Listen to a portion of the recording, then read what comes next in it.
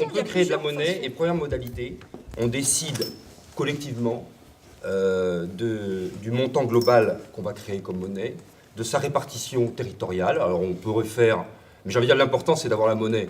Ensuite on peut décider des critères. Cette nouvelle donne propose 1% du PIB par État, mais j'ai envie de dire on pourrait compléter. Au fond ça a moins d'importance. Ce qu'on n'arrive pas à avoir, c'est les 1000 milliards de création monétaire, c'est ça, pour financer la transition énergétique. Ça, c'est la première modalité. Donc, on fait de la relance économique. En plus, ça a l'avantage, c'est qu'on flèche directement dans l'économie réelle.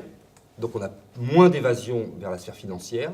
On en aura en second retour, parce que l'argent qui circule, j'allais dire, dans le bâtiment, finira à un moment donné quand même dans le nuage financier. Mais en tout cas, en première intention, c'est de la création monétaire, contrairement aux États-Unis, qui passe par la banque et en réalité n'arrive jamais au sol, et il s'en va dans le... Voilà. Là, on a un fléchage directement dans l'économie réelle.